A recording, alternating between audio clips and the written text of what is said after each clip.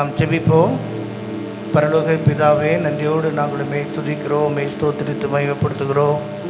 தேவரீர் அருளை சொல்லி முடியாத எல்லா ஈவுகளுக்காக, நீர் பாராட்டின தயவுக்காக, இரக்கங்களுக்காக நன்றி செலுத்துகிறப்பா. ஸ்தோத்திரம். இந்த வாரமெல்லாம் நீர் எங்களை நடத்தினீர். மட்டும் நீர் எங்களை தூக்கி சுமந்து வந்த எல்லா வழிகளையும் நாங்கள் நினைத்து பார்க்குறப்பா. ஸ்தோத்திரம். எந்த காலத்திலும் எந்த நேரத்திலும் நாங்கள் உம்மை துதிக்கவும் ஸ்தோத்திரிக்கவும் மகிமைப்படுத்துவோம். நீர் எங்களை சிருஷ்டித்து வைத்திருக்கிறதுக்காக இந்த ஜனத்தை எனக்கென்று ஏற்படுத்தினேன், இவர்கள் என்னுடைய துதியை சொல்லி வருவார் என்று சொன்ன வார்த்தையின்படி ஆண்டவரே, உம்மை துதிப்பதற்காகவே எங்களை தெரிந்து கொண்டதுக்காக ஸ்தோத்திரம். ஆயிரம் ஆயிரம் தூதர்கள் நம்முடைய சமூகத்திலே காணப்பட்டாலும் தூதருடைய துதியிலும் ஆண்டவரே மனுஷனுடைய துதியின் மத்தியிலே என்று வாசம் செய்கிறதுக்காக நன்றி செலுத்துகிறோம். தொடர்ந்து ஆண்டவருடைய சமூகங்களோடு இருக்கட்டும். இந்த ஆராதனையின் ஒவ்வொரு பகுதியிலேயும் நீர் மாத்திரம் மகிமைப்படுவீராக, நீர் மாத்திரம் வெளிப்படுவீராக. இந்த நாளில் நடக்கிற ஒவ்வொரு நிகழ்ச்சியிலும் தேவன் மகிமைப்படட்டும். விசேஷமாக சைல்ட் டெடிகேஷன் படி கருத்தில் ஒப்படைக்கிறோம். அதோடு கூட இந்த நாளில் கர்த்தருடைய பிள்ளைகளுக்காக ஏற்பாடு செய்யப்பட்டிருக்கிற எல்லா விதமான விருந்துக்காக நன்றி. எல்லாரையும் மனப்பூர்வமாய் சந்தோஷமாய் அன்றைய புசித்து செல்ல, ஆசீர்வதித்து செல்ல கர்த்தருடைய நாமத்தை மகிமைப்படுத்தும்படியாக ஜெபிக்கிறோம். எல்லா தடைகளை நீக்கி நீர் மகிமைப்படும். துதி கன மகிமை உமக்கே செலுத்துகிறோம். இயேசுவின் மூலம் வேண்டிக்கிறோம் பிதாவே. ஆமேன், ஆமேன். அல்லேலூயா. எந்த காலத்திலும் எந்த நேரத்திலும் எல்லாருக்கும் தெரிந்த பாடல் எல்லாரும் சேர்ந்து பாடி கர்த்தரை மகிமைப்படுத்தணும்.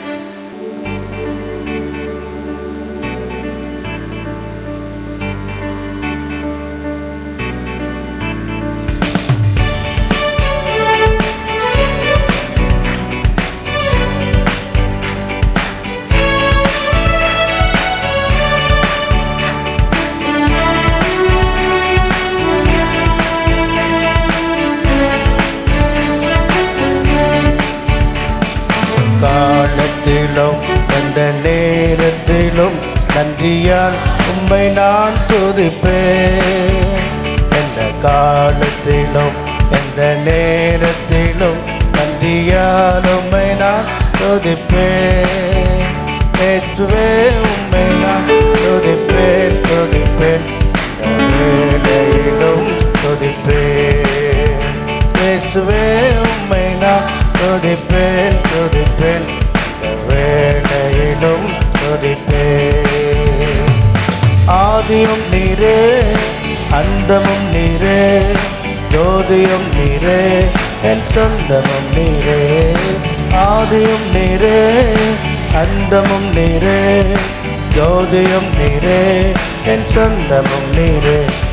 காலத்திலும் இந்த நேரத்திலும் நன்றியால் உம்மை நான் துதிப்பேன். இயேசுவே உம்மை நான் துதிப்பேன், துதிப்பேன். இந்த வேளையிலும் துதிப்பேன். இயேசுவே உம்மை நான் துதிப்பேன், துதிப்பேன். இந்த வேளையிலும் துதிப்பேன். தாய் தந்தை நீரே, தாதியும் நீரே, தாபரம் நீரே, என் தாயம் நீரே. தாய் தந்தை நீரே, தாதியும் நீரே, தாபரம் நீரே, என் தாயம் நீரே. காலத்திலும் நேரத்திலும் உம்மை நான் துதிப்பேன். இயேசுவே உம்மை நான் துதிப்பேன், துதிப்பேன். வேளையிலும் துதிப்பேன். இயேசுவே உம்மை நான் துதிப்பேன், துதிப்பேன். இந்த வேளையிலும் துதிப்பேன்.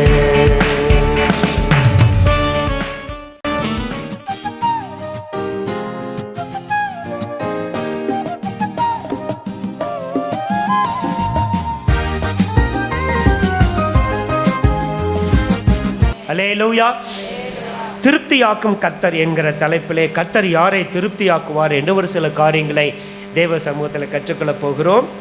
திருப்தியாக்கும் கர்த்தர், யாரை கர்த்தர் திருப்தியாக்குவார்? இல்லை, இப்போ உங்களை பார்த்து ஆண்டவர் கேட்குறான்னு வச்சுக்கோங்களேன். தேவ சமூகத்தில் வந்திருக்கிறீங்க, நல்ல பாடல்கள், நல்ல ஆராதனைகள் எல்லாவற்றையும் நம்ம செஞ்சிட்டோம், நான் எல்லாவற்றிலும் திருப்தியாக இருக்கிறேன் அப்படின்றவங்க கை தூக்குங்க பார்க்கலாம். 1-2 பேர் தான் இல்லை. கர்த்தர் நல்லா வச்சேன். கர்த்தர் யாரை திருப்தி ஆக்குவார்? நல்ல சப்ஜெக்ட், நிறைய காரியம் இருக்குது. எவ்வளோ நேரம் இருக்கோ எனக்கு கர்த்தர் கொடுத்த கிருபையின்படி நம்ம தியானிக்க போகிறோம். தெரிஞ்ச வசனம் சங்கீதம் 103 சங்கீதம் 5வது வசனம். சங்கீதம் 103:5. நன்மையினால் உன் வாயை திருப்தியாக்குகிறார். போதும், நல்லா கவனிங்க. நன்மையினால் உன் வாயை திருப்தியாக்கு. இதை ரேமாவா வைத்து வேதத்தில் ஒரு சில காரியங்களை நம்ம தியானிக்க போகிறோம். நல்லா கவனிங்க. இந்த செய்தியை முடித்து நம்ம போகும்போது நிச்சயமாகவே நான் ஒரு பகுதியிலையாவது நான் என்ன செய்யுங்க திருப்தியாய் இருக்கிறேன் என்கிற எண்ணத்தோடு கூட நாம் போக கர்த்தர் நமக்கு உதவி செய்வாராக. ஏன் பிரதர் அப்படி சொல்கிறீங்க அப்படின்னு சொல்லி பார்க்கும்போது, இன்னைக்கு திருப்தியற்ற ஒரு உலகத்தில் தான் நம்ம வாழ்ந்துட்டுருக்குறோம். நடந்துக்கிட்டு போகிற மனுஷனை பார்த்து கேளுங்களேன், எனக்கு ஒரு சைக்கிள் இருந்தால் நல்லா இருக்குமே.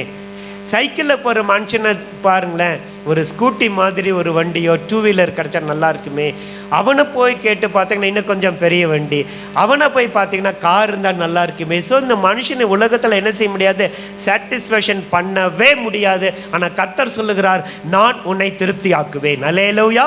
ஆனால் யாரை திருப்தி ஆக்குவார், எப்பொழுது திருப்தி ஆக்குவார், நாம் அதுக்கு என்ன காரியங்களை செய்யணும்னு சொல்லி பேசிக்கான ஒரு காரியத்தை இன்றைக்கு நம்ம கற்றுக்கொள்ளும் போது வரப்போகிற நாட்களில் போதும் என்கிற மனதுடனே கூடிய தேவ பக்தியே மிகுந்த ஆதாயம் என்று 1 தீமோத்தேயு 6:6 பவுல் சொன்னது போல, நான் மன ரம்மியமாய் இருக்க கற்றுக்கொண்டேன். எனக்கு வாழ்ந்திருக்கவும் தெரியும், எனக்கு தாழ்ந்திருக்கவும் தெரியும், எனக்கு குறைவுபடவும் நான் எல்லாவற்றிலும் என்ன செய்கிறேன், போதிக்கப்பட்டேன் என்று சொல்லி பிலிப்பியர் 4:11-12 வாசிக்கிறது போல கர்த்தர் நம்ம நிச்சயமாய் திருப்தியாக்கி அனுப்புவார். ஓகே, பாயிண்ட் நம்பர் 1, கர்த்தர் யாரை திருப்தியாக்குவார்? வாசித்த அதே சங்கீதம், அதே 103 சங்கீதத்தில் 3-5 வரை திரும்ப வாசிக்க கேட்போம். 3 முதல் 5 வரை. அவர் உன் அக்கிரமங்களை எல்லாம் மன்னித்து உன் நோய்களை எல்லாம் குணமாக்கி உன் பிராணனை அழிவுக்கு விலக்கி மீட்டு உன்னை கிருபையினாலும் இரக்கங்களினாலும் முடிசூட்டி நன்மையினால் உன் வாயை திருப்தியாக்குகிறார். கழுகுக்கு சமானமாய் உன் வயது திரும்ப வாழ வயது போல் ஆகிறது. நல்லா கவனிங்க. முதலாவது கர்த்தர் என்னை திருப்தியாக்க வேண்டுமானால் நம்முடைய அக்கிரமங்கள் எல்லாம் மன்னிக்கப்பட்டிருக்க வேண்டும். சுவிசேஷ செய்தி மாதிரி இருக்குன்னு நினைக்காதீங்க. போக போக கர்த்தர் நல்ல காரியங்களை, இன்னும் கொஞ்சம் மேன்மையான காரியங்களை நமக்கு கற்றுக் கொடுக்க போகிற பேசிக் இதுதான்.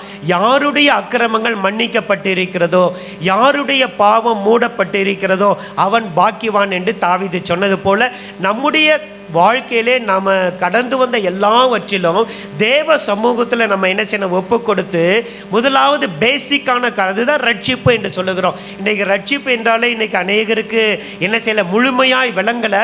நான் ரொம்ப உங்களை குற்றப்படுத்த நான் விரும்பலை.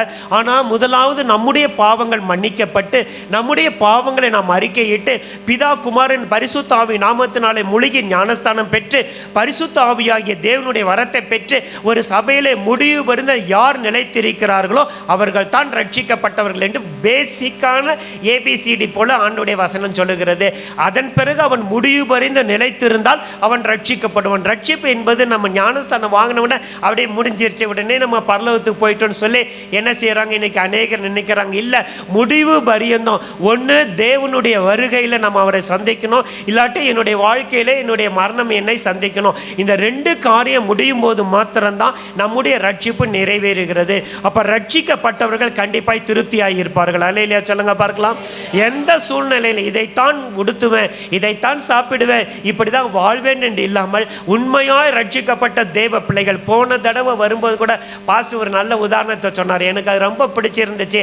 ஒரு தேவனுடைய பரிசுத்தவானுக்கு அந்த சிஸ்டருங்க சாப்பாடு கொண்டு போய் கொடுக்குறாங்க, எல்லாமே இருக்கு, சாப்பாடு பாத்திரம் காலியாக இருக்கு. எத்தனை பேர் அதை ரியலைஸ் பண்ணுறீங்களோ இல்லை கேட்டுட்டு போகிறீங்களோ தெரியல. அந்த சாப்பாடு கொடுக்குற அந்த சாதம், அரிசி சாதம் மட்டும் மூடி எம்டியாக இருந்துச்சு. ஆனால் அதை அப்படியே சாப்பிட்டுட்டு அவர் பொறுமையாக ஒரு வார்த்தை கூட என்ன செய்யலை, அவங்க கேட்கல. எல்லாவற்றிலும் இச்சை அடக்கம் உள்ளவர்களாய் அவர்கள் வாழ்ந்தார்கள் என்று நம்முடைய பரிசுத்தவான்களை குறித்து நம்ம கேள்விப்படும் போது எவ்வளவு சந்தோஷம். நம்முடைய வாழ்க்கையில் கொஞ்சம் யோசனை பண்ணி பாருங்களேன். சாப்பாட்டில் உப்பு கொஞ்சம் கூடி போச்சுன்னா, சாப்பாட்டில் காரம் கொஞ்சம் கூடி போச்சுன்னா, ஏதாகிலும் குறைகள் இருக்குமானால் நம்முடைய சுபாவங்கள் எப்படி வெளிப்படுகிறது என்பதை நீங்கள் யோசித்து பார்த்து உண்மையாகவே ரட்சிக்கப்பட்டு உண்மையாகவே நம்முடைய வாழ்க்கையில ஒரு தேவன் கொடுக்கிற அந்த பாவத்தினுடைய மன்னிப்பு, விலையேற பெற்ற கிருபைகளை பெற்றுக்கொள்ளும் போது நம்முடைய வாழ்க்கையில கர்த்தர் திருப்தியை கட்டளையிடுவார். அல்லேலூயா சொல்லுங்க பார்க்கலாம். இதுதான் பேசிக். அதனால இதோட நிறுத்திக்கிற. ரட்சிக்கப்பட்ட ஜனங்களுக்கு கண்டிப்பாய் திருப்தி உண்டு. ஒருவேளை போராட்டங்கள், இன்னைக்கு அருமையான அந்த வார்த்தைகளாம் கர்த்தர் நம்மோடு கூட இடைப்பட்டார். தோல்விகள், நம்முடைய வாழ்க்கையில துன்பங்கள், நம்முடைய வாழ்க்கையில நெருக்கங்கள் எல்லாமே வந்தால் கூட நம்முடைய வாழ்க்கையில என்ன இல்லை, அது நிரந்தரம் அல்ல என்பதை நம்ம புரிஞ்சுக்கணும். இன்னைக்கு ஒருவேளை அப்படிப்பட்ட செங்கடலுடைய வழியிலோ, ஒரு எரிகவனுடைய வழியிலோ, ஒரு யோர்தானுடைய வழியில போகலாம். ஆனால் தேவ ஜனங்கள் எங்கேயுமே என்ன செய்யல, வெட்கப்பட்டு போனதே கிடையாது. அல்லேலூயா. யோவேல் 2ஆம் அதிகாரம் 25-26 வசனத்தை வாசித்து பார்ப்பீர்கள். ஆனால் 2 இடத்துல ரிப்பீட் பண்ணுவாங்க, என் ஜனங்களோ ஒருபோதும் என்ன செய்யல, வெட்கப்பட்டு போனது இல்லை என்று சொல்லி. ஆரம்பத்தில் நீங்க நல்ல இருதயத்தில் வைத்துக் கொள்ளுங்கள், கர்த்தர் ஒரு நாள் நம்மளை வெட்கப்படுத்த மாட்டார். அல்லேலூயா. சத்தமா சொல்லுங்க அல்லேலூயா. தம்மை தேடுகிறவர்களுக்கு அவர் பலன் அளிக்கிறார் என்று எபிரேயர் 11ஆம் அதிகாரம் 6வது வசனத்தில் வாசிக்கிறோம். ஸோ நம்முடைய அக்கிரமங்கள் மன்னிக்கப்பட்டு கர்த்தருடைய கிருபையினால், கர்த்தருடைய இரக்கத்தினால், கர்த்தருடைய நன்மையினால் கர்த்தர் என்ன செய்வாரா, நம்மளை திருப்தியாக்கி திரும்ப வாழ வயது போலாக்குவார் என்று சொல்லி முதலாவது காரியங்களை பார்த்தா, ரட்சிக்கப்பட்ட ஜனங்கள் கண்டிப்பாய் திருப்தியாய் இருப்பார்கள். அதில் இருந்து அவங்களுடைய வாழ்க்கையை என்ன செஞ்சுக்கலாம், நம்ம புரிஞ்சுக்கலாம். அவங்கக்கிட்ட இந்த சண்டை, அந்த முறுமுறுப்பு, அந்த எரிச்சல், அந்த கசப்பு, எக்ஸ்போஸ் பண்ணுகிற காரியங்களாம் வராது. மெதுவான பிரதியுத்திரம் உக்கிரத்தை மாற்றும் என்று நீதிமொழிகள் 15:1 அந்த சாலமோன் ஞானி எழுதுனது போல நம்முடைய வாழ்க்கையில் இருக்கிற ஈச் அண்ட் எவ்ரி ஆக்டிவிட்டீஸ், நம்முடைய சுபாவங்கள் நம்ம என்ன செய்யும், கிறிஸ்தவர்கள் என்கிற ஒரு வெளிப்பாட்டை கொடுக்கும் என்று நம்ம பார்க்கிறோம். கர்த்தருடைய நாமத்திற்கு மகிமை உண்டாகட்டும். நம்பர் 2, நீதிமொழிகளின் புத்தகம் 19ஆம் அதிகாரம் 23வது வசனத்தை வாசிக்க கேட்போம். 19ஆம் அதிகாரம் 23வது வசனம். Glory to God. கர்த்தருக்கு பயப்படுதல் ஜீவனுக்கு ஏதுவானது. அதை அடைந்தவன் திருப்தி அடைந்து நிலைத்திருப்பான், தீமை அவனை அணுகாது. சரி, 2வது காரியம். முதலாவது நம்முடைய அக்கிரமங்கள் அப்படின்னா ஈஸியா ரட்சிக்கப்பட்ட ஜனங்களுக்கு திருப்தி உண்டு. எந்த சூழ்நிலையிலும் நம்ம என்ன செய்ய மாட்டோம், கலங்க மாட்டோம். 2வது, கர்த்தருக்கு பயப்படுகிறவர்களுக்கு என்ன உண்டு, திருப்தி உண்டு. இன்னைக்கு நாம தேவ சமூகத்தில் கடந்து வந்திருக்கிறோம். நம்ம எப்படி கர்த்தருக்கு பயப்படுகிறோம் என்பதை நீங்க யோசிச்சு பாருங்க. அது தனி டாபிக்.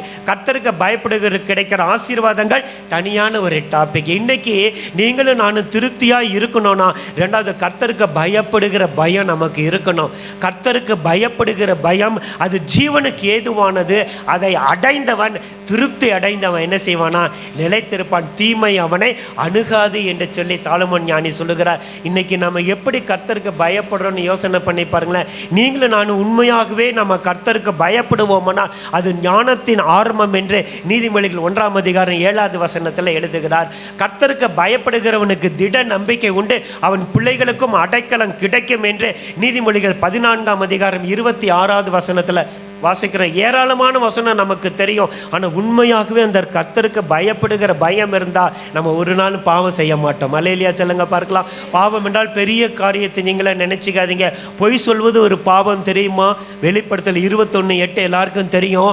பொய் பேசுகிறவர்கள் அந்த நரகத்துக்கு போவார்கள் என்று சொல்லி அந்த இடத்துல வாசிக்கிறோம். அப்போ நம்முடைய வாழ்க்கையில் அந்த பொய் என்பது முறுமுறுப்பு, கசப்பு தேவனுடைய கிருபையை எழுந்து போகும் என்று 12ஆம் அதிகாரம் 15வது வசனத்தில் நம்ம வாசிக்கிறோம். அப்போ உண்மையாகவே கர்த்தருக்கு பயப்படுகிற பிள்ளையா இருப்போமானால் நீங்களும் நானும் என்ன செய்ய மாட்டோம், ஒரு நாளும் அந்த திருப்தியற்ற ஒரு நிலைமைக்கு போகாம எல்லாவற்றிலும் நல்ல ஒரு சாட்டிஸ்ஃபேக்ஷனான ஒரு வாழ்க்கை வாழ்வோம். இன்னைக்கு நீங்களும் நானும் எப்படிப்பட்ட வாழ்க்கை வாழ்கிறோம் என்பதை என்ன செய்யுங்க, தேவ சமூகத்தில் யோசிச்சு பாருங்க. எத்தனையோ பிரசங்கத்தை கேட்குறோம், எவ்வளவோ உபதேசங்களை கேட்குறோம், எவ்வளவோ காரியங்களை கேட்குறோம். இன்னைக்கு அநேக மனுஷர்களை, திருப்தியற்ற மனுஷர்களை நம்முடைய வாழ்க்கையில பார்க்கிறோம். நீங்களும் நான் அப்படிப்பட்ட சூழ்நிலையில் இல்லாமல் நான் ரட்சிக்கப்பட்ட நான் என் வாழ்க்கையில நான் என்ன செய்வேன், திருப்தியாய் வாழ்வேன். எப்படிப்பட்ட சூழ்நிலையிலும் நான் என்ன செய்வேன், திருப்தியாய் வாழ்வேன். வேதத்தில் மாத்திரமல்ல, இந்த உலக சரித்திரத்தில் மிஷினரிகளுடைய வாழ்க்கை, பரிசுத்தவான்களுடைய வாழ்க்கை,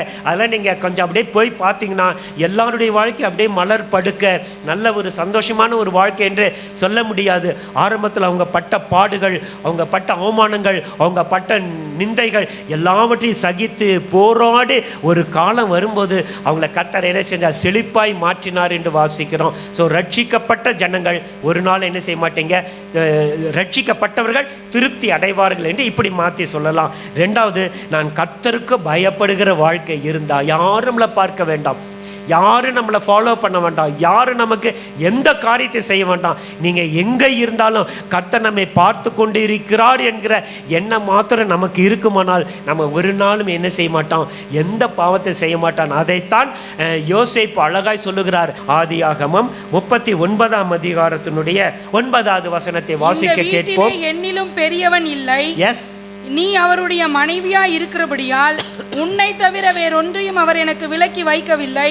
இப்படி இருக்க நான் இத்தனை பெரிய பொல்லாங்குக்கு உடன்பட்டு தேவனுக்கு விரோதமாய் பாவம் செய்வது எப்படி என்றார். கடைசி வரியை பாருங்க. இவ்வளவு பெரிய பொல்லாங்கான காரியத்தை செய்து தேவனுக்கு விரோதமாய் பாவம் செய்வது எப்படி என்று சொல்லுகிறார். அதான் கர்த்தருக்கு பயப்படுகிற பயம். அப்ப நம்ம செய்கிற சின்ன சின்ன காரியமும் யாருக்கு விரோதமாய் இருக்கிறதா? தேவனுக்கு விரோதமாய் இருக்கிறது. அதை அழகாய் சொல்லும்போது சங்கீதக்காரன் இன்னொரு இடத்துல சொல்லுகிறான். சங்கீதம் 51:4 வாசிக்க கேட்போமா? சங்கீதம் 51:4 ரெண்டுத்தையும் சேர்த்து நம்ம தியானிக்கலாம். தேவரீர் ஒருவருக்கே விரோதமாக நான் பாவம் செய்து உமது கண்களுக்கு முன்பாக பொல்லாங்கானதை நடப்பித்தேன். போதும், நல்லா கவனிங்க. நம்ம செய்கிற ஒவ்வொரு காரியமும் நல்லா தயவுசெய்து புரிஞ்சுக்கங்க. நாம செய்கிற ஒவ்வொரு காரியமும் நாம தேவனுக்கு விரோதமாக என்ன செய்கிறோம் என்கிற எண்ணம் இருக்குமானால் நம்மளால் என்ன செய்ய முடியாது? லூஸ் டாக் பண்ண முடியாது. நம்மளால் மற்றவங்களை குற்றப்படுத்த முடியாது. மற்றவங்களை குற்றவாளி என்று சொல்லுகிற நீ அந்த குற்றத்தை செய்யாதபடிக்கு எச்சரிக்கையாயிரு என்று ரோமர் 2ஆம் அதிகாரம் 2வது வசனத்தில் வாசிக்கிறோம். நீ ஒரு நாளும் தப்பிக்கொள்ள முடியாது. ஒரு நாள் வரும், கர்த்தர் உங்க கண்ணுக்கு முன்னாடி அதை ஒவ்வொன்றாய் நான் நிறுத்துவேன் என்று சங்கீதம் 50 கடைசி வசனங்கள்ல நம்ம வாசிக்கிறோம். நாம செய்கிற ஒவ்வொரு காரியமும் யோசிச்சு பாருங்களேன். நம்ம எல்லாத்துக்கும் பங்க்சுவாலிட்டியா போவோம், எல்லாத்துக்கும் நம்ம கரெக்டா போவோம். ஆனா தேவனுடைய ஆலயத்தை நம்ம எப்படி தேடுறோம் என்பதை என்ன செய்யுங்க, யோசிச்சு பாருங்க. இதெல்லாம் வாரத்துக்கு ஒரே ஒரு நாள் தான் சர்ச்சுக்கு வரும், ஒரு 2 or 3 hours தான் தேவ சமூகத்தில் வருவோம். அதில் கூட இன்னைக்கு நம்ம என்ன செய்யல, தேவனை கனப்படுத்த முடியலையே. இப்போ தேவனுக்கு பயப்படுகிற பயம் இருக்குமானால் நான் 8:40 இங்கே வந்து சேர்ந்துட்டேன். யோசிச்சு பாருங்களேன். அப்போ தேவனுக்கு பயப்படுகிற பயம் இருக்குமானால் நியாயாதிபதி வாசல் படியில் நிற்கிறாரே, என் தேவன் என்னை தேடுவாரே.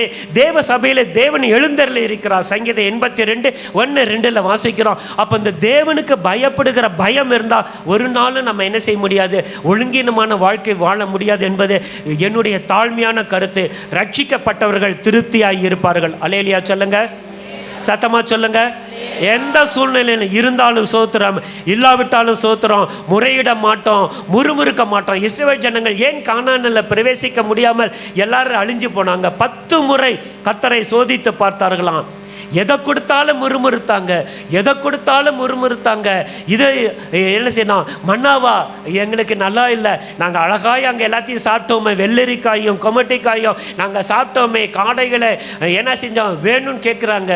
எவ்வளவு காடு வந்துச்சு என்று என்னாகம புத்தகத்தில் வாசிக்கிறோம். இந்த பக்கம் ஒரு நாள் நடக்கிற தூரமாக, இந்த பக்கம் ஒரு நாள் நடக்கிற 4 டைரக்ஷன்லையும் அவ்வளவு குமிச்சு வச்சு வாயில் சாப்பிட்டு எங்கே வந்துச்சான் தெரியாதா, மூக்கில் வந்துச்சான். அந்த அளவுக்கு அவங்க சாப்பிட்டாங்க. 70,000 பேர் அங்கே மடிந்தார்கள் என்று வேதாகமத்தில் எல்லாருக்கும் தெரிஞ்ச வசனம் தான், வாசிக்க சமயம் இல்லை. அப்போ நம்முடைய வாழ்க்கையில் இன்னைக்கு திருப்தியற்ற நிலைமை. கொஞ்சம் யோசனை பண்ணி பாருங்களேன். நான் திரும்ப உங்களை குற்றப்படுத்ததை நினைக்காதீங்க. ரட்சிக்கப்பட்டவங்க எப்படி சூழ்நிலை வந்தாலும் அவங்க நல்ல சமாதானமாக சந்தோஷமாக தேவன் இதை கொடுத்தார் என்று சமாதானமாக இருப்பீங்க. அல்லேலூயா, சத்தமா சொல்லுங்க, அல்லேலூயா. ரெண்டாவது, கர்த்தருக்கு பயப்படுகிற பிள்ளைங்க. உண்மையிலுமே நீங்கள் கர்த்தருக்கு பயந்தீங்கன்னா ஆண்டவர் என்ன செய்ய மாட்டீங்க, செகண்ட் பிளேஸில் ஒரு நாள் வைக்க மாட்டீங்க. என்னால் அது மட்டும் முடியவே முடியாது.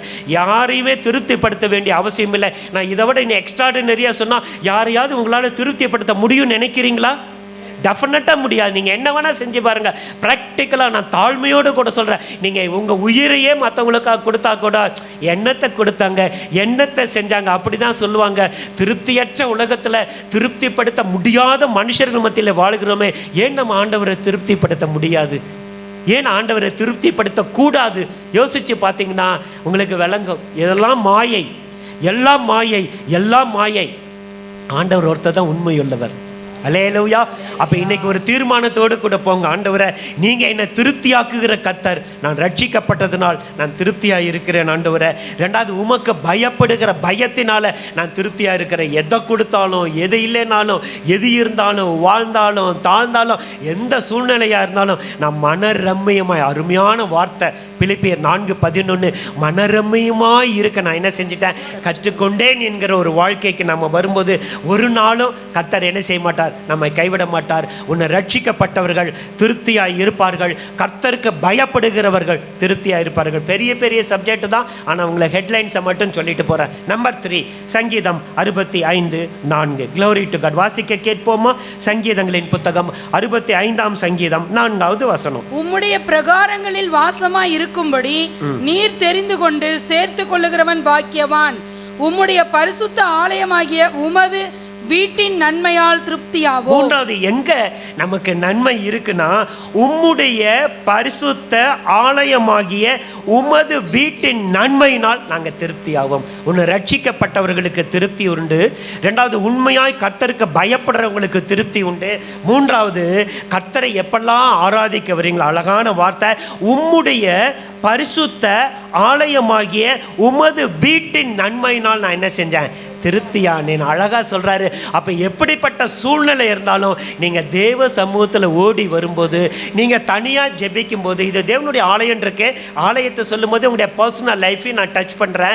தனியாய் உட்காந்து நம்ம ஜெபிக்கும் போது, தனியாய் நம்ம உட்காந்து வேதத்தை வாசிக்கும் போது, குடும்பமாய் நம்ம உட்காந்து ஜெபிக்கும் போது, குடும்பமாய் வேதத்தை வாசிக்கும் போது, இல்லை காலையில் வரும்போது 5 மணிக்கெல்லாம் அந்த ஏசிய சர்ச் பெரியார் நகர் அந்த பாஸ்டர் பாலசுப்ரமணியம் இதை கேட்டுட்டு தான் சர்ச்சுக்கெல்லாம் போவேன். இல்லாட்டி நான் பின்னாடி கேட்பேன். அதில் ஒரு நடந்த சம்பவத்தை சொல்கிறேன். ஒரு அலேலியா சொல்லுங்க பார்க்கலாம். ஒரு டீச்சர், அந்த அம்மா டீச்சர், அவங்க பிள்ளையும் டீச்சர், சாரி ஸ்டூடெண்ட்டு, பிள்ளை வந்து ஸ்டூடெண்ட்டு, ஸ்கூலுக்கு போயிட்டு வர்றாங்க. நல்லா கவனிங்க, அதை அப்படியே ஆசிட்டி சொல்கிறேன். வேணா இன்றைக்கி போய் அவரதை போட்டு பாருங்கள், நான் மாற்று கருத்து சொல்லலை. அவங்க டீச்சர், அவங்க பிள்ளை ஸ்கூலுக்கு போயிட்டு வருது. அந்த அம்மாவை அந்த ட்ரெஸ்ஸை சேஞ்ச் பண்ணலை. அந்த பிள்ளையும் யூனிஃபார்மோட உட்காந்துருக்கு.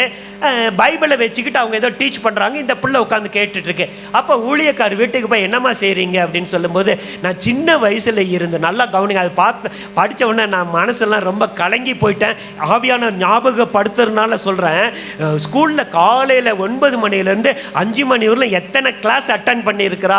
அதனால் சின்ன வயசுலேருந்து ஸ்கூலில் இருந்து நாங்கள் 2 பேர் வந்தவுடனே உட்கார வச்சு அட்லீஸ்ட் ஒரு 1/2 hour ஆகுது பைபிளில் இருக்கிற காரியத்தெல்லாம் சொல்லி பைபிளை தியானித்து அவளை படிக்க வச்ச பிறகுதான் நாங்கள் யூனிஃபார்மாக மாற்றுவோம்.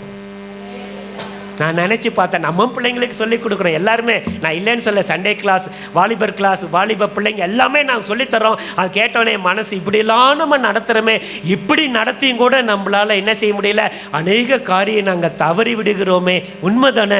அநேக காரியங்களை நம்மளால் என்ன செய்ய முடியல, அந்த பிள்ளைகளை இன்னும் கர்த்தருக்கு பிரியமாய் நடத்த முடியலையேன்னு சொல்லி நான் அதை நினைக்கும் போது நான் ரொம்ப வருத்தத்தோடு கூட நான் கடந்து வந்தேன். அப்போ இன்னைக்கு 3வது காரியம், கர்த்தருடைய ஆலயத்தில் தேவனுடைய பிரசன்ஸ்ல உங்களுக்கு என்ன உண்டு, திருப்தி உண்டு. அல்லேலூயா சொல்லுங்க பார்க்கலாம். இதை இன்னும் நீங்க நல்லா விளங்கிக்கணும்னா சங்கீதம் 84க்கு வாங்க. சங்கீதம் 84:5 வாசிங்க. இன்னும் நல்ல டீப்பா இருக்கு. உம்மிலே பலன் கொள்ளுகிற மனுஷனும் தங்கள் இருதயங்களில் செவ்வையான வழிகளை கொண்டிருக்கிறவர்களும் பாக்கியவான்கள். வாசிச்சிருங்க. அழுகையின் பள்ளத்தாக்கை உருவ நடந்து அதை நீரூற்றாக்கி கொள்ளுகிறார்கள். மழையும் குளங்களை நிரப்பும். அவர்கள் பலத்தின் மேல் பலம் அடைந்து சியோனிலே தேவ சன்னதியில் வந்து காணப்படுவார்கள். போதும், நல்ல கவனிங்க. அப்ப முதலாவது ரட்சிக்கப்பட்டவர்கள் என்ன செய்வாங்க, திருப்தியாய் இருப்பார்கள். ரெண்டாவது, கர்த்தருக்கு பயப்படுறவங்க ரொம்ப முக்கியமான வார்த்தை.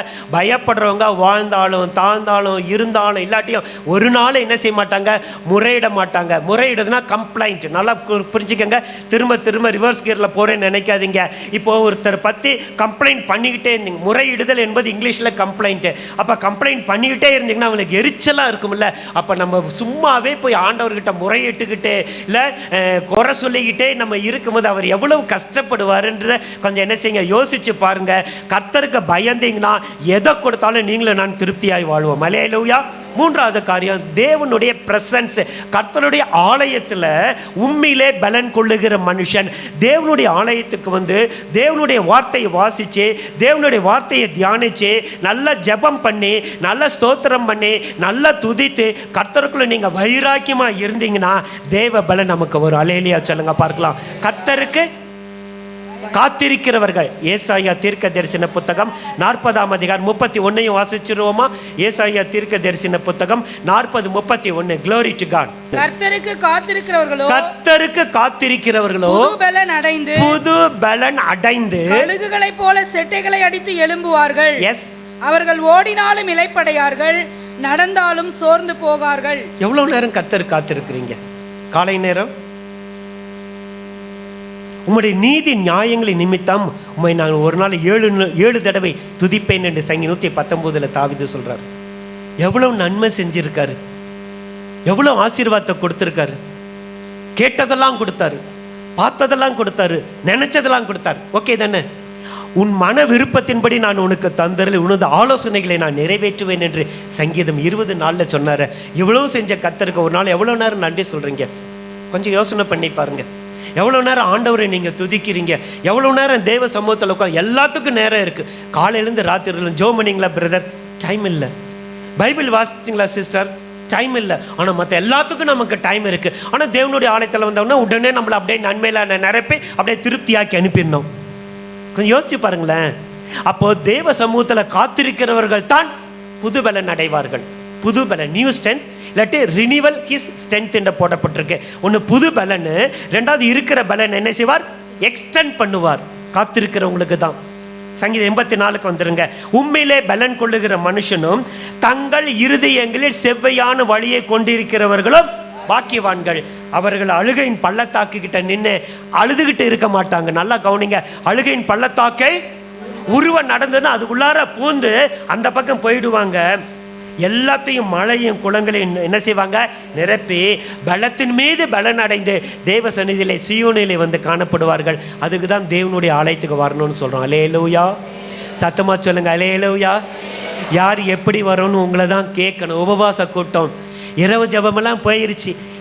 நைட்டு 8-9 மணிக்கு ஆரம்பிச்சோன்னா மறுநாள் காலையில் 4 மணில ஜோம் பண்ணிட்டு இரவெல்லாம் ஜோம் பண்ணிட்டு ஒரு மாதத்துக்கு 4 தடவை, 4 ஃப்ரைடே இல்லை 4 சாட்டர்டே. இன்னைக்கு அதெல்லாம் போயிருச்சு.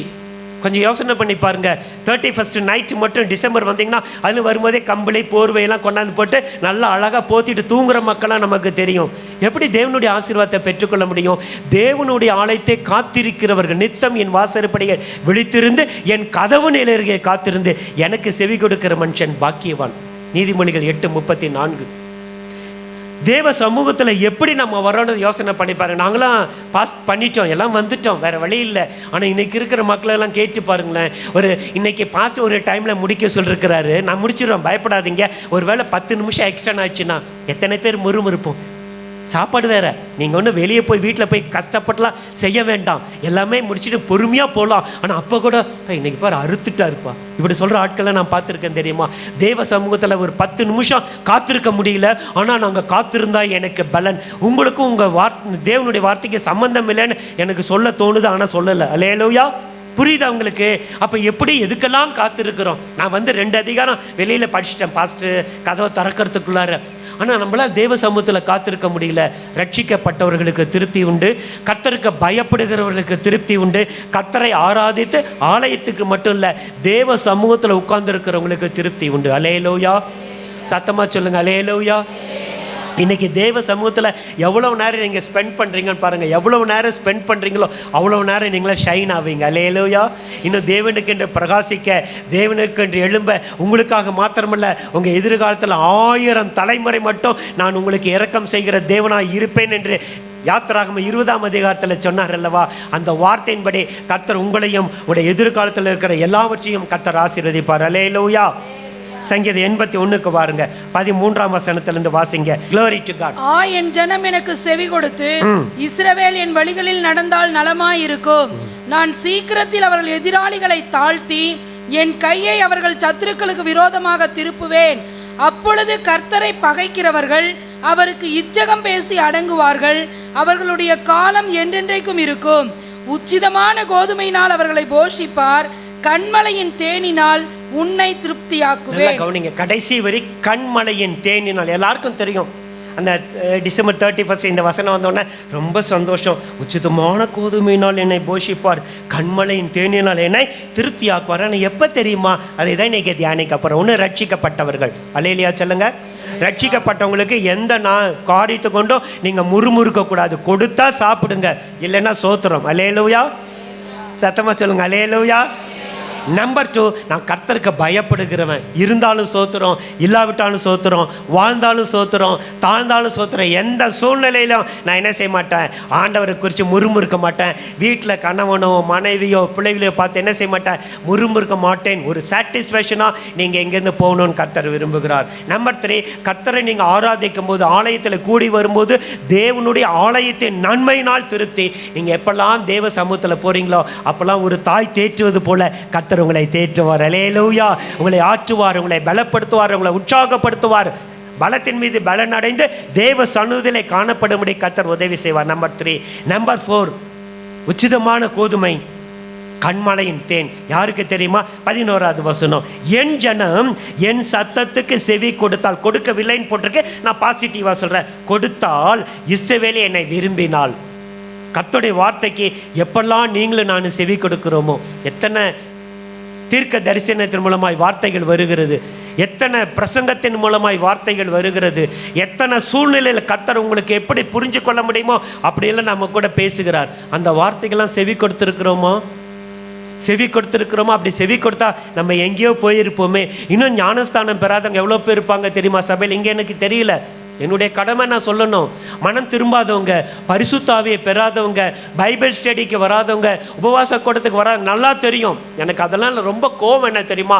இந்த டேட் செவ்வாய்க்கிழமை நான் நினைக்கிறேன், ஐ திங்க் செவ்வாய்க்கிழமை இத்தனை மணிக்கு ஆரம்பித்து இத்தனை மணிக்கு ஒரு கூட்டம் முடிக்குது. பெண்கள் கூட்டம், பிரதர்ஸ் கூட்டம், சிஸ்டர்ஸ் கூட்டம், ஆல்ரெடி லைஃப் லாங் ஃபிக்ஸட் தான், தேர் இஸ் நோ சேஞ்ச்.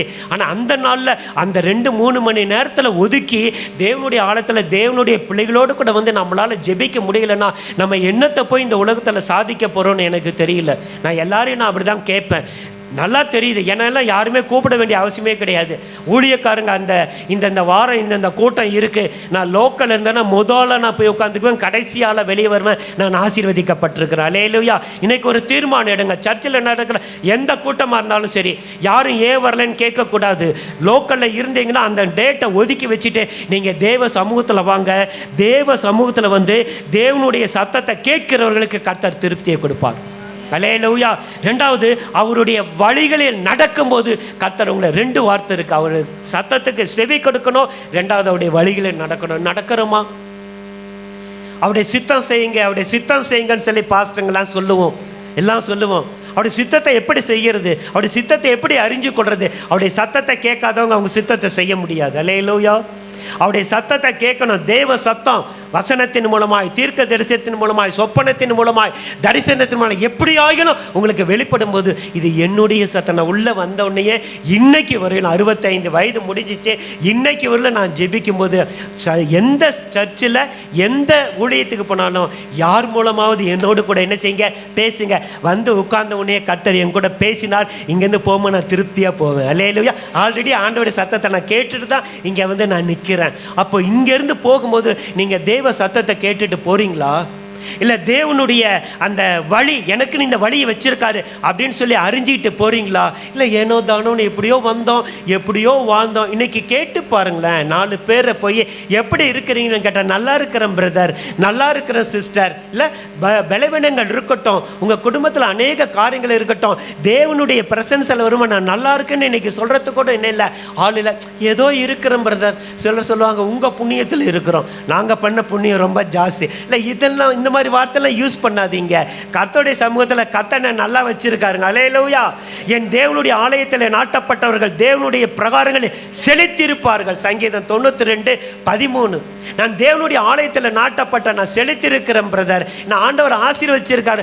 எவ்வளவு வார்த்தையில் எவ்வளவு பலவீனங்கள் எவ்வளவு சூழ்நிலை வரட்டும், ஒரு நாள் என்ன செய்யக்கூடாது, அந்த திருப்தியற்ற அந்த நெகட்டிவ் கன்ஃபெஷன் உங்கள் வாயிலிருந்து வரவே கூடாது. அல்லேலூயா சொல்லுங்க பார்க்கலாம். இன்னைக்கு ஒரு தீர்மானம் எடுங்க, ஆண்டவரை நான் ரட்சிக்க ரட்சிக்கப்பட்ட, நான் திருப்தியாய் வாழ்வேன் ஆண்டவரே, நான் உமக்கு பயப்படுகிறேன் ஆண்டவரே, நான் திருப்தியாய் வாழ்வேன் ஆண்டவரே, நான் கர்த்தரை ஆராதிக்கிறேன், தேவ சமூகத்தில் வருகிறேன், நான் திருப்தியாய் இருக்கிறேன் ஆண்டவரே. நான்காவது, உங்கள் சத்தத்துக்கு நான் செவி கொடுக்கிறேன், அந்த சத்தத்துக்கு நான் செவி கொடுக்கிறேன், உங்கள் வழிகளே நான் நடக்கிறேன், நான் என்ன செய்கிறேன், திருப்தியாய் இருக்கிறேன். ஆனால் அதில் ஒரே ஒரு காரியம் நெகட்டிவாக சொல்லிட்டோமா? சங்கீதம் 81:12 வாசிக்கிறோம், ஆகையால் அவர்கள் இருதயத்தின் கடினத்திற்கு நான் விட்டு விட்டேன். யாருக்கு? செவி கொடுக்கல, அவருடைய வழிகளை நடக்க விரும்பல. புரியுதா? கர்த்தர் சொல்றாரு, அதெல்லாம் செய்ய முடியாது பிரதர், அதெல்லாம் செய்ய முடியாது பாஸ்டர். கர்த்தர்கிட்ட சொல்றாரு, இந்த வழியில நடப்பா. எரேமியால ஒரு அழகான வசனம் இருக்கு, glory to God. எரேமியா 6:16, வழிகளிலே நின்று பூர்வ பாதைகள் எவை என்று கேட்டு விசாரித்து நல்ல வழி எங்கே என்று பார்த்து அதிலே நடவுங்கள், அப்பொழுது உங்கள் ஆத்துமாவுக்கு இளைப்பாறுதல் கிடைக்கும் என்று கர்த்தர் சொல்லுகிறார். அவர்களோ நாங்கள் அதிலே நடக்க மாட்டோம் என்கிறார்கள். எரேமியா அழகா எழுதுகிறார். வழிகள் என்பது தனி சப்ஜெக்ட், உள்ள போகல. இந்த ஒரு வசனத்தை மட்டும் காட்டித்தர ஆவியானவர் விரும்புகிறார். வழிகளிலே நின்று பூர்வ பாதைகள் எவை என்று கேட்டு விசாரித்து அதுல நல்ல வழி எது எங்கே பார்த்து, இதெல்லாம் நீ உட்கார்ந்து பார்த்து இதிலே நடவுங்கள், அப்பொழுது உங்கள் ஆத்துமாக்களுக்கு இளைப்பாறுதல் கிடைக்கும் என்று யார் சொல்றா? கர்த்தர் சொல்றாரு. மனுஷர்கள் சொல்றாங்க, அவர்களோ நாங்கள் அதிலே எங்களால் நடக்க முடியாது. ஆனால் ஆசீர்வாதம் மட்டும் வேணும், நன்மை மட்டும் வேணும், திருப்தி மட்டும் வேணும். ஆண்டவரை என்னை கைவிட்டக்கூடாது, ஆண்டவரை என்னை அவமானப்படுத்திடக்கூடாது, ஆண்டவர் வெட்கப்படுத்த எதுவுமே செய்யக்கூடாது. ஆனால் நான் ஒன்றுமே செய்ய மாட்டேன், ஆனால் அவர் எல்லாத்தையுமே செய்யணும். நியாயமா? ப்ராக்டிக்கலாக யோசனை பண்ணி பாருங்களா, இது நியாயமா? யாருக்கு ஜீவ கிடத்தை கொடுப்பேன்னு வச்சிருக்காரு, கிரீடங்கள் தனி சப்ஜெக்ட், யார் யாருக்கு என்னென்ன கிரீடத்தை கொடுப்பேன்னு வச்சிருக்காரு.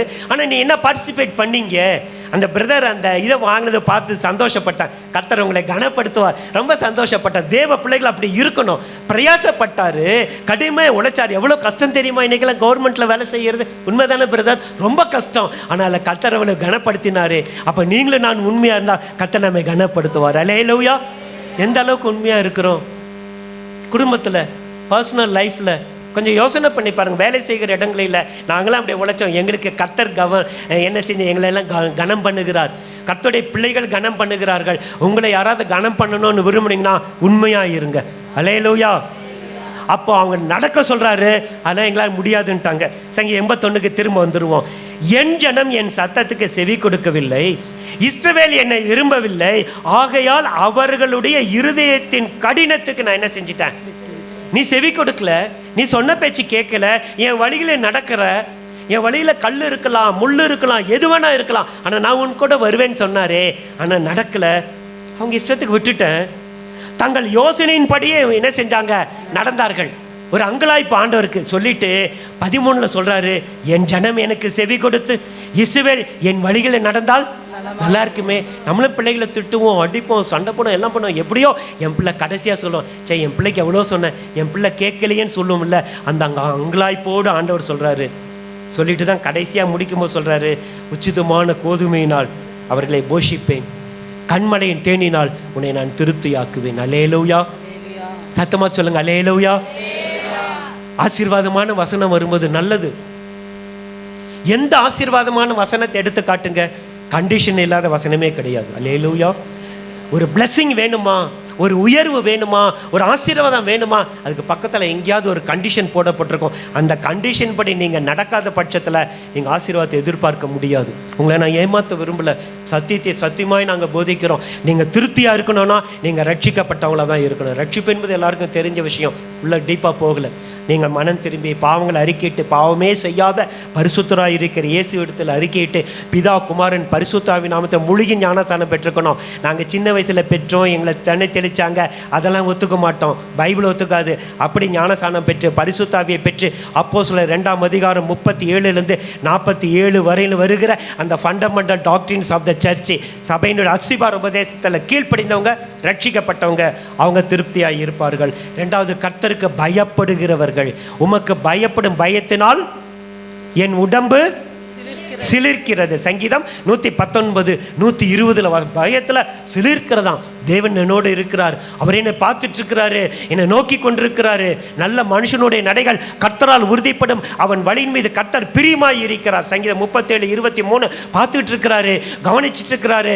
கர்த்தருடைய எமைகள் அவனை சோதித்து அறிகிறது, நீதிமானை தூரத்திலிருந்து அறிகிறார். சங்கீதம் 11 வாசிக்கிறோம். அப்ப அந்த பயத்தோடு பயத்தோடு பயத்தோடு எப்போதும் பயந்திருக்கிறவன் பாக்கியவான். 14:28 நினைக்கிறேன், நீதிமொழிகளை வாசிக்கிறோம். இதெல்லாம் நினைச்சு வாழ்ந்தீங்கன்னா திருப்தியாய் இருப்பீர்கள். ரெண்டாவது, கர்த்தரை ஆராதிக்கிறது.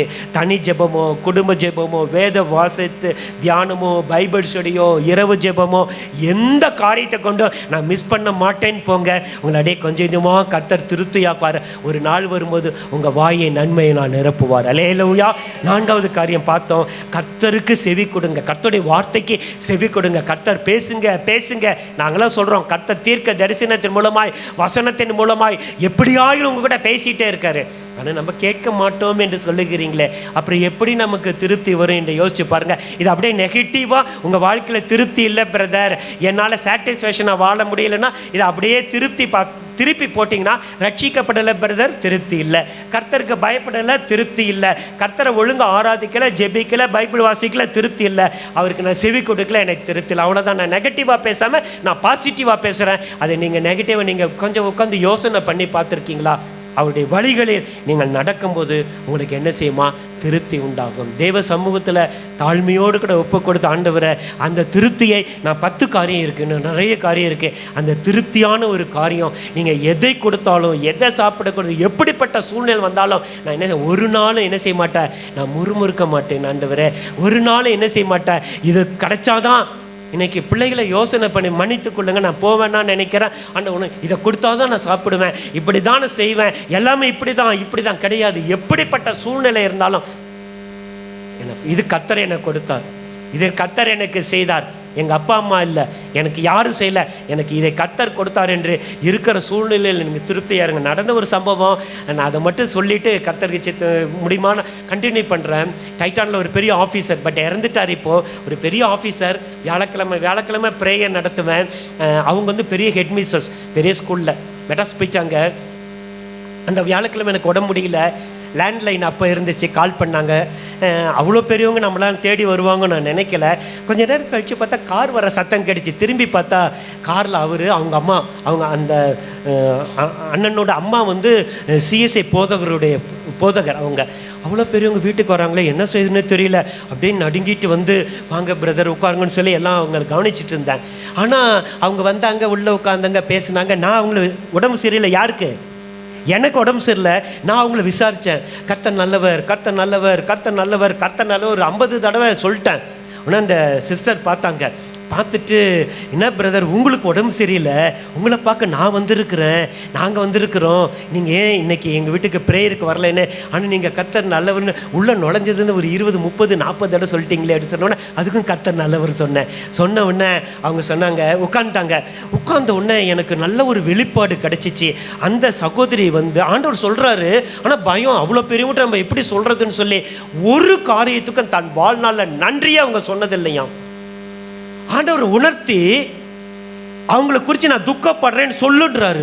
எனக்கு வயிற்றெல்லாம் கலக்குது, நான் எப்படி போய் நான் சொல்லுவேனே. ஆனால் அவங்க புரிஞ்சுக்கிட்டாங்க, பிரதர் கர்த்தர் உங்ககிட்ட ஏதோ சொல்கிறாரு, அது சொல்லுங்கண்ணா. இல்லை பரவாயில்ல இருக்கட்டும், கர்த்தர் நல்லவர்னு. இல்லை பிரதர், அவங்களும் ஆவிக்குரியவங்க தானே, ஏதோ சொல்கிறாங்க, தயவுசெய்து மறக்காமல் சொல்லுங்கன்னு நான் சொல்லிட்டேன். உங்களுக்கு சொல்கிற அளவுக்கு எனக்கு எந்த விதமான ஒரு தரமும் இல்லை, ஆனால் கர்த்தருடைய ஊழியத்தை செய்கிறேன் தாழ்மையோடு கூட. உங்கள் வாழ்க்கையில் பணம், பட்டம், பதவி, காரு, அந்தஸ்து எல்லாமே அதை குறைவுன்னு சொல்லி வார்த்தை கூட உங்கள் வீட்டில் இல்லை, அவ்வளவு ஸ்டேட்டஸ். ஆனால் உங்கள் வாழ்நாளில் இன்னைக்கு வரலும் நீங்கள் ஒரு காரியத்தை கூட கர்த்தருக்கு நீங்கள் நன்றி சொல்லலைன்னு கர்த்தர் எனக்கு உணர்த்தினாருன்னு சொல்லிட்டேன். அழுதாங்க. எனக்கு பயமாக போச்சு, என்ன செய்யதுன்னே தெரியல, நான் என்ன செய்வேன். பிரதர் கர்த்தர் உங்ககிட்ட சொன்ன 100க்கு 100 உண்மைதான் பிரதர். இதுவரை நான் அதாவது உங்களை பார்க்கும்போதெல்லாம் எனக்கு ஒரு பொறாமை கூட வந்திருக்கு. இந்த மனுஷன் எந்த நேரம் பார்த்தாலும் கர்த்தர் நல்லவர், சோத்திரம் நல்லவன்றாரு, என்னால் சொல்ல முடியல, நான் ஏங்கினேன். கர்த்தர் உங்கள் மூலம் வெளிப்படுத்தின உண்மைதான். அப்படின்னு சொல்லிட்டு அழுதாங்க. நான் சொன்னேன், சிஸ்டர் எதுவும் தப்பாக நினச்சிக்காதீங்க, என் மனசில் தோணுச்சு, நான் சொல்லிட்டேன். பயம், ஏன்னா ஆரம்ப நாட்கள் தானே, பயம். அப்புறம் அவங்க சொல்லிட்டு போனாங்க. அப்புறம் அவங்க எப்படி இருக்காங்களே எனக்கு தெரியல. இதை ஏன் சொல்கிறேன், எனக்கு ஆவியானவர் ஏதை ஞாபகப்படுத்துகிறாருன்னா, நான் தாழ்மையோடு கரங்களை வச்சு நான் உங்களுக்கு சொல்கிறேன், இங்கே வந்திருக்கிற யாருன்னு எனக்கு தெரியல, ஒருவேளை எல்லாத்தையுமே கர்த்தர் உங்களுக்கு கொடுத்தோம், இன்னும் கர்த்தரை பார்த்து முறுமுறுத்து முறையிட்டு இல்லைன்னு சொல்லி யாராவது அந்த காரியத்தை நீங்கள் ஒருவேளை அப்படிப்பட்ட பாதையில் இருந்தீங்கன்னா, நீங்கள் தேவ சமூகத்தில் ஒப்பு கொடுத்துட்டு இங்கேருந்து போனீங்கன்னா கர்த்தர் உங்களை ஆசீர்வதிப்பேன்னு சொல்கிறாரு. அல்லேலூயா. எனக்கு யாருன்னு தெரியாது, இதெல்லாம் நான் இமேஜினேஷன் பண்ணல, எழுதலை, ஒன்றும் செய்யலை, பரலோகத்துலேருந்து எனக்கு கொடுக்கப்படுகிறதுனால நான் சொல்கிறேன், தாழ்மையோடு கூட எனக்கு இது கொடுத்தாரா இன்னைக்கு ஸ்தோத்திரம், இதை செஞ்சாரா எனக்கு ஸ்தோத்திரம். நான் தண்ணிக்கு கூட தண்ணி கிடச்சிச்சா உடனே ஸ்தோத்திரம், மழை பெஞ்சிச்சா உனக்கு ஸ்தோத்திரம். இல்லை, எல்லாத்துக்குமே கடந்த நாட்களில் கர்த்தர் செஞ்ச ஒவ்வொரு நன்மையும் மட்டும் நான் சொல்லி நன்றி சொன்னால் நான் இப்படி ஜெபிப்பேன். அது எப்படி தப்பாக ரைட்டான்னு எனக்கு தெரியல. ஆண்டவரே, இனிமேல் உங்ககிட்ட நான் எதுவுமே கேட்க மாட்டேன், கேட்க வேண்டியது எனக்கு இல்லை, எல்லாமே இருக்குது, எனக்கு கொடுக்குற எல்லா வாழ்நாள்லையும் உமக்கு நான் நன்றி சொல்லிவிட்டு என் வாழ்க்கையை நான் முடிக்கிறேன்னு சொல்லி ஜெபம் பண்ணியிருக்கிறேன். அல்லேலூயா. சத்தமாக சொல்லுங்கள் அல்லேலூயா. இதை விட இன்னொரு வார்த்தையை நான் ப்ராக்டிக்கலாக சொல்கிறேன், வாழ்ந்துட்டு நான் சொல்கிறேன், ஆண்டவர்கிட்ட இதை தாங்க ஆண்டவரே, அதை தாங்க ஆண்டவரே, இப்படி தாங்க ஆண்டவர், அப்படி தாங்க ஆண்டவரே, நான் ஜெபிச்சு நான் பெற்றுக்கொண்டதை காட்டிலும் எல்லாவற்றுக்கும் நன்றி ஆண்டவரே, நன்றி ஆண்டவரே, நன்றி ஆண்டவரே, ஸ்தோத்திரம் ஆண்டவரே சொல்லி பெற்றுக்கொண்ட காரியங்கள் ஏராளம். நான் தாழ்மையோடு என் இருதயத்தில் கரத்தை வச்சு சொல்கிறேன். ஏன் பிரதர்னா, நீங்கள் கேட்குறவங்க ரட்சிக்கப்பட்டவர்கள், கர்த்தருடைய நாமத்திற்கு மகிமை உண்டாகட்டும், கர்த்தருக்கு பயப்படுறவங்க கர்த்தருடைய நாமத்துக்கு மகிமை உண்டாகட்டும், கர்த்தரை ஆராதிக்க ஜெபிக்க எல்லாத்தையும் நீங்கள் ஆயத்தமுள்ள வெல் ப்ரிப்பேர்டு பிலீவர்ஸ், கர்த்தருக்கு நான் மகிமை செலுத்துகிறேன். கர்த்தருடைய வார்த்தைக்கு செவி கொடுக்குறீங்க, கர்த்தருடைய வழிகளே நடக்கிறீங்க, எல்லாவற்றுக்கும் நன்றி. ஆனால் உங்கள் வாயில் ஸ்தோத்திரன்ற வார்த்தையும் நன்றின்ற வார்த்தையும் ஒரு நாள் எத்தனை தடவை வருதுன்னு யோசிச்சு பாருங்கள், யோசிச்சு பாருங்கள், நீங்களே யோசிச்சு பாருங்கள். ஒரு காலத்தில் உட்கார்ந்தா எந்திரிச்சா ஸ்தோத்திரம்னு நிறைய பேர் என்னெல்லாம் கேலி பண்ணாங்க. நான் யாரை பற்றியும் கவலைப்பட மாட்டேன், என் கர்த்தரை பற்றி மட்டும்தான் எனக்கு கவலை. அல்லேலூயா. ஆனால் நான் வாயை திறந்தா ஸ்தோத்திரம், நன்றி, தேங்க்யூ ஆண்டவரை, நான் நன்றி சொல்ல சொல்ல சொல்ல சொல்ல என்னுடைய பாத்திரம் நிரம்பி வழிகிறது. அல்லேலூயா. ஒருவேளை உங்களுக்கு ஏதாகிலும் கிடைக்காம எதுக்காவது எதிர்பார்த்து கொண்டு, எதுவாக இருந்தாலும் சரி, நான் பொதுவாக சொல்கிறேன், அந்த காரியத்தை உங்களுக்கு முன்னாடி வச்சு நீங்கள் ஸ்தோத்திரம் பண்ணி பாருங்கள். அது கிடைக்கலன்னா என்ன கேளுங்க, கர்த்தர் என்னை கொஞ்ச நாள் ஜீவனோடு வைத்திருப்பார் என்று நான் விசுவாசிக்கிறேன். அல்லேலூயா.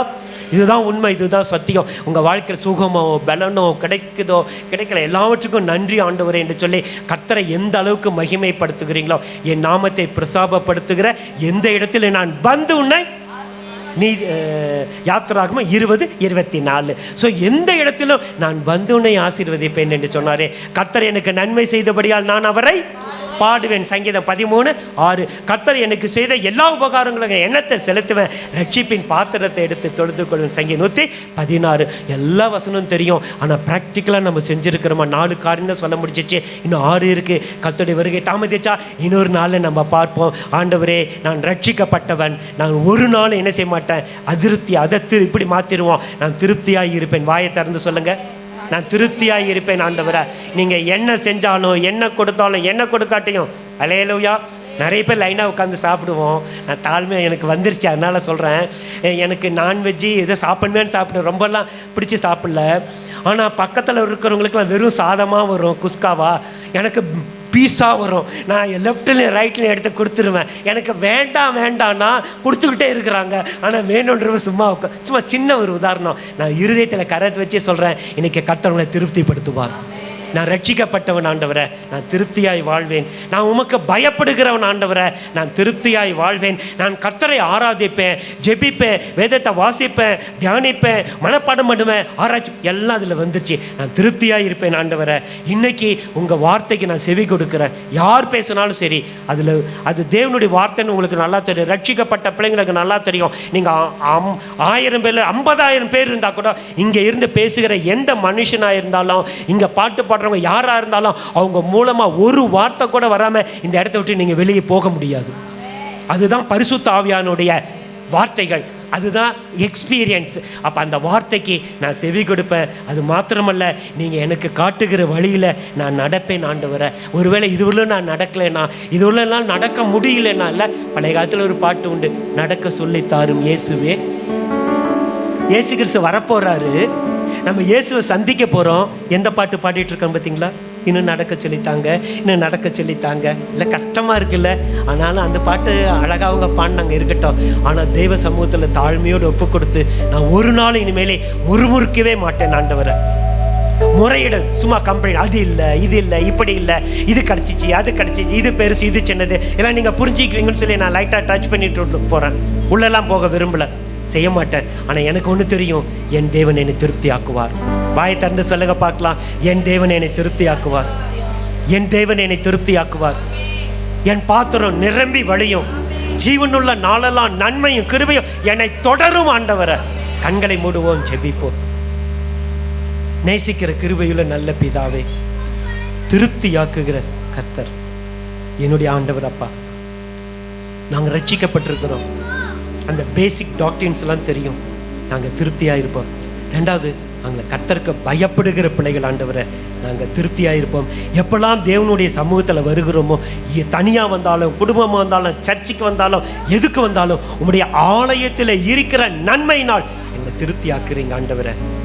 உங்கள் சத்தத்தை கேட்டு உங்கள் வழிகளில் நாங்கள் நடந்தா எங்களுக்கு நீங்கள் திருப்தியை கொடுக்குறீங்க ஆண்டவரை. இது வரலும் ஒரு வேளை அறிஞ்சோ அறியாமலோ புரிஞ்சோ புரியாமலோ நான் அந்த திருப்தியற்ற ஒரு சூழ்நிலையில் நான் முறுமுறுத்துந்தா என்னை மன்னிச்சிருங்க ஆண்டவரை. வாயை திறந்து சொல்வீங்களா? என்னை மன்னிச்சிருங்க ஆண்டவரை, நான் தெரியாமல் சொல்லிட்டேன், முறுமுறுத்துட்டேன், மன்னிச்சிருங்க. இல்லை இல்லை இல்லைன்னு சொல்லிட்டேன், நான் மன்னிச்சிருங்க. இனிமேல் என் வாயில் குறைவு என்பது வரவே கூடாது ஆண்டவரை. நிறைவானவராகிய நீர் வரும்போது எங்கள் குறைவுகளெல்லாம் ஓடி போகும் என்று சொல்லி, ஒளிந்து போகும் என்று 1 கொரிந்தியர் 13:10 வாசிக்கிறோமே. அந்த நிறைவானவர் எங்களை நிரப்பி வழிந்து விழும்படி நன்றாய் அளந்து உங்கள் மடியிலே போடுவார்கள் என்று லூக்கா 6:38 வாசிக்கிறோமே. அந்த திருப்தியான வாழ்க்கையில போக மீதி இருக்கிற வசனங்களை நாங்கள் டெய்லி பைபிள் படிக்கும்போது, நாங்கள் ஜெபிக்கும்போது, மற்றவங்க மூலமாக நான் கற்றுக்கொண்டு அதில் நாங்கள் தேறினவர்களாக நிற்கும்படி கர்த்தர் எங்களுக்கு உதவி செய்யுங்க. தரை மட்டும் தாழ்த்துகிறோம், உங்களுடைய கிருபைகளுக்காக நன்றி செலுத்துகிறோம். அற்ப பிரயோஜனமான மனுஷர்கள், கடமைகளை மாத்திரம் செய்தோம். எல்லா துதியும் கனமும் மகிமையும் ஆட்சியும் புகழும் உமக்கு மாத்திரம் செலுத்தி என் ஆண்டவராக இயேசு கிறிஸ்துவின் மகிமையுள்ள நாமத்தில் தாழ்மையோடு வேண்டி ஜெபிக்கிறோம் எங்கள் ஜீவனுள்ள நல்ல பிதாவே, ஆமென். எழுந்திருப்போம். திருப்தியாக்கி நடத்திடுவா,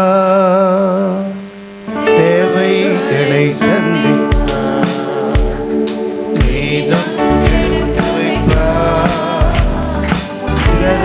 கொடுக்க வைப்பா, திருப்தியாக்கி நடத்திடுவா, தேவைகளை சந்திப்பா, நீதம் எடுக்க வைப்பா, பிறருக்கு கொடுக்க வைப்பா.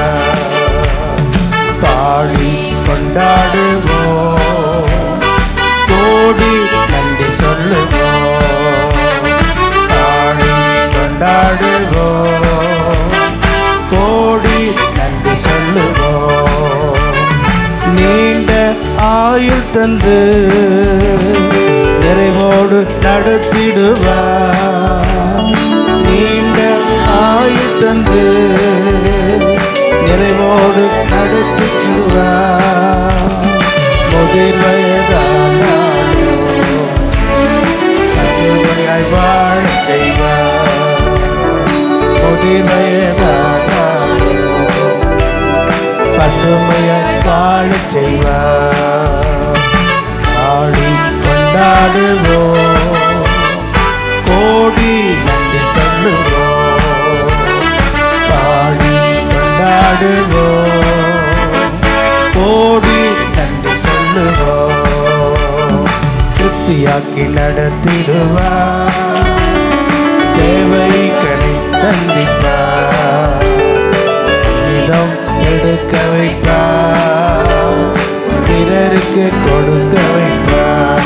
பொன்னோடும் பொருளோடும் புறப்பட செய்தாரே, பொன்னோடும் பொருளோடும்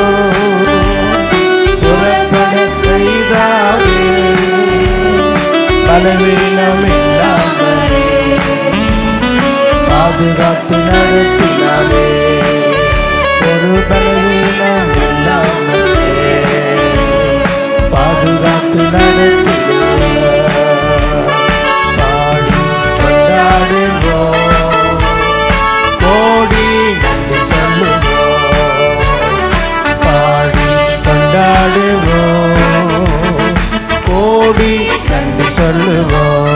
பாடி கொண்டாடுவோம், கோடி நன்றி சொல்லுவோம். பாடி கொண்டாடுவோம், கோடி கோடி நன்றி சொல்லுவோம். அல்லேலூயா, ஆமென். பாடிட்டு இருந்தால் இன்னும் திருப்தி ஆகிடுவோம். நம்ம எல்லாரும் ஒருமனப்பட்டுள்ளாக வாயிலை திறந்து என் ஆத்துமாவே கர்த்தரை ஸ்தோத்திரி சொல்லுவோம். என் ஆத்துமாவே கர்த்தரை ஸ்தோத்திரி, என் முழு உள்ளமே உடைய பரிசுத்த நாமத்தை ஸ்தோத்திரி. என் ஆத்துமாவே கர்த்தரை ஸ்தோத்திரி, அவர் செய்த சகல உபகாரங்களை மறவாது. ஆமென். நம்முடைய கர்த்தராகிய இயேசு கிறிஸ்துவின் கிருபையும் பிதாவாகிய தேவனுடைய அன்பும் பரிசுத்த ஐக்கியமும் இன்றும் என்றும் சதா காலங்களிலும் நம் அனைவரோடும் நம்முடைய ஆண்டவராகிய இயேசு கிறிஸ்துவின் வரைக்கும் மட்டும் இருப்பதாக. ஆமென். அல்லேலூயா, அல்லேலூயா, அல்லேலூயா. கர்த்தர் ஆசீர்வதிப்பாராக.